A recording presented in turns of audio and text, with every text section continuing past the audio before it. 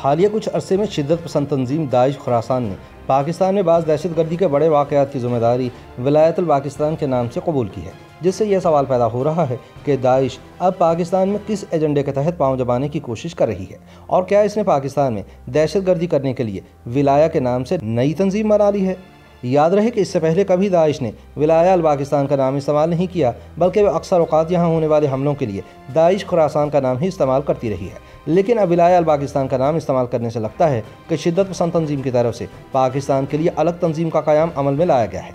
ताहम अभी दाइश खुरासान की तरफ से रस्मी तौर पर इसका ऐलान सामने नहीं आया। इस नए ग्रुप ने मई सन 2019 से सन 2020 के अख्ताम तक पाकिस्तान में कुल 38 दहशतगर्द हमलों की जिम्मेदारी कबूल की है, जिसमें रवा साल जनवरी में बलूचिस्तान में शिया हज़ारा बरादरी के 11 मजदूरों के अगवा के बाद कत्ल का वाक़या भी शामिल है। अफगानिस्तान में सरगर्म शिद्दत पसंद तंजीम दौलत इस्लामिया खुरासान या दाइश और अफगान तालिबान के दरमियान शदीद झड़पों का सिलसिला वैसे तो गुज़िश्ता कई वर्षों से जारी है, जिनमें दोनों जानिब से अब तक सैकड़ों जंगजू मारे जा चुके हैं। लेकिन हालिया दिनों में पाकिस्तान में दौलत इस्लामिया के हाथों अफगान तालिबान के बाज़ अहम कमांडरों की हलाकत से ऐसा तासुर जन्म ले रहा है कि जैसे दाइश के जंगजू अफगानिस्तान में तालिबान के हाथों अपनी शिकस्त का बदला सरहद पार पाकिस्तान में उनके खिलाफ महाज खोल कर ले रहे हैं। ताहम इस अहम पेशरफ को समझने के लिए हमें कुछ वाक़यात का तज्जिया करना होगा। चंद दिन पहले पेशावर में अफगान तालिबान के एक अहम कमांडर मुल्ला नेक मोहम्मद राहबर को नामालूम मुसल्लह अफराद ने फायरिंग करके हलाक कर दिया था। इस वाक़े की जिम्मेदारी शिद्दत पसंद तंजीम दाइश दौलत इस्लामी की पाकिस्तानी शाख ने बयान जारी करके कबूल की थी। कमांडर मुल्ला नेक मोहम्मद राहबर का ताल्लुक पाकिस्तानी सरहद से मुल्हिक अफगान सूबा नंगरहार के मशहूर पहाड़ी सिलसिले तोरा बोरा के ज़िला खुगयानी से था। ये इलाका नंगरहार में दाइश का मजबूत गढ़ रहा है। याद रहे कि सन 2015 में जब पाक अफगान खित्ते में दाइश का ज़ुहूर हुआ तो जल्द ही नंगरहार के बाद अजला इनके ज़ेर कब्ज़ा आ गए और फिर देखते ही देखते पूरा सूबा इस खित्ते में दाइश का मजबूत गढ़ बन गया। दाइश ने इन इलाकों में अफगान तालिबान को शदीद नुकसान पहुँचाया और कुछ अरसे तक दोनों तंजीमों के दरमियान खूनरेज झड़पों का सिलसिला भी जारी रहा। लेकिन बिलाखिर अफगान तालिबान यहाँ से दाइश का मुकम्मल सफाया करने में कामयाब हो गए। अफगान तालिबान के जिन कमांडरों ने दाइश का नंगरहार से खात्मा करने में अहम किरदार अदा किया, उनमें सर फहरिस्त कमांडर नेक मोहम्मद राहबर थे, जिन्होंने नंगरहार में दाइश के आखिरी गढ़ तोरा बोरा और इससे मुल्हका खोगयानी ज़िला में दाइश को इबरतनाक शिकस्त से दोचार किया।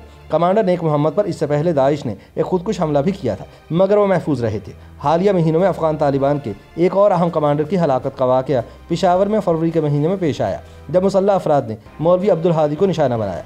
मौलवी अब्दुल हादी लुघमान सूबे में तालिबान के गवर्नर थे। अगरचे इस कत्ल की जिम्मेदारी ताहाल किसी ग्रुप ने कबूल नहीं की, लेकिन तालिबान ज़राए का दावा है कि मौलवी अब्दुल हादी के कत्ल में दौलत इस्लामिया ही मुलव्विस है। इस साल जनवरी के महीने में भी तालिबान के एक और कमांडर अब्दुल समद उर्फ मुल्ला तोर पेशावर के करीब एक हमले में मारे गए थे। उनकी हलाकत की जिम्मेदारी भी किसी गिरोह ने कबूल नहीं की, मगर बाज़ ज़राए इसे ख़ानदानी दुश्मनी का शाखसाना करार देते हैं। दाइश और तालिबान चपकलिश का सबसे बड़ा वाक़या पिछले साल अक्टूबर में पेशावर में उस वक्त पेश आया जब दौलत इस्लामी के मुखालिफ समझे जाने वाले एक अफ़गान आलिम दीन मौलवी रहीमुल्लाह हक्कानी के मदरसे पर एक खुदकुश हमला किया गया। इस हमले में 8 तलबा जाँ बहक और दर्जनों ज़ख्मी हो गए थे, मगर इसका असल निशाना मदरसे के मोहतरम और अफ़गान आलिम दीन मौलवी रहीमुल्लाह हक्कानी थे, जो महफूज रहे। कहा जाता है कि उनके ना सिर्फ अफ़गान तालिबान से करीबी मरासिम रहे हैं, बल्कि वो अक्सर औकात दाइश मुखालिफ तकारीर भी करते थे। इस वाक़े की जिम्मेदारी किसी ग्रुप की तरफ से कबूल नहीं की गई, लेकिन पाकिस्तान में सिक्योरिटी इदारों को यकीन है कि इस हमले में 100% दौलत इस्लामिया ही मुलव्विस थी। इसके अलावा पाकिस्तान के सूबा बलूचिस्तान में भी हालिया कुछ वर्षों में अफ़गान तालिबान कमांडरों पर हमलों में तेज़ी देखने में आई है। तकरीबन 1.5 साल कबल बलूचिस्तान के इलाके कुचलाक में अफ़गान तालिबान के मरकज़ी अमीर मुल्ला हैबतुल्लाह अख़ुंज़ादा के छोटे भाई मुल्ला अहमदुल्लाह अख़ुंज़ादा के मदरसे पर मुबैना खुदकुश हमला किया गया, जिसमें वो 4 अफराद समेत मारे गए थे। इस हमले की जिम्मेदारी भी किसी तंजीम की तरफ से कबूल नहीं की गई थी, लेकिन अफ़गान तालिबान के ज़राए का दावा है कि इस वाक़े में भी दौलत इस्लामिया मुलव्विस थी। इसी तरह पिछले बरस जनवरी में भी दाइश ने कोयटा में अफ़गान तालिबान की एक मस्जिद पर खुदकुश हमला करने की जिम्मेदारी कबूल की थी, जिसमें एक आला पुलिस एहलकार समेत 15 अफराद जाँ बहक हो गए थे।